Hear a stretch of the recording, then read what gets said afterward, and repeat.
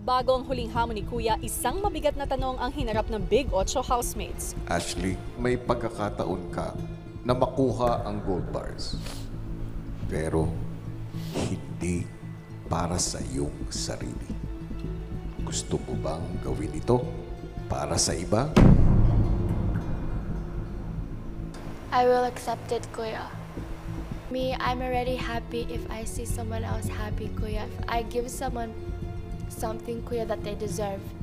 For me, it would take away the sadness that I was feeling, and it would really enlighten my mood, and it would make me happier, Kuya. Cody, gusto mo bang gawin ang task na ito o hindi? Gagawin ko po, Kuya. Merong mga housemates talaga na pursigido talaga silang makuha yun. Gusto ko silang tulungan, kaya sumabak ako, Kuya, sa laro. Gusto mo bang gawin ang task na ito?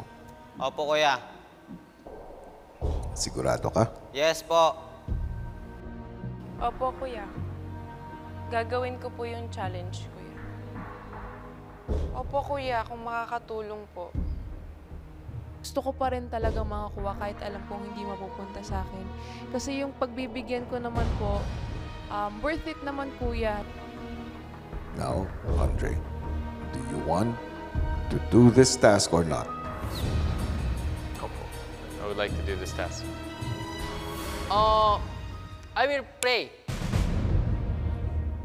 Are you sure?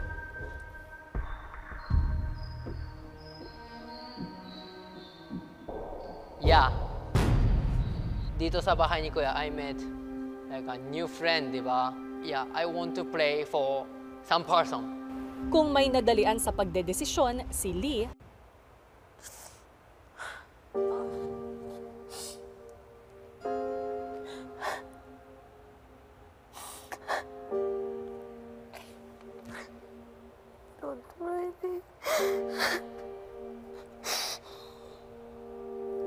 Opo.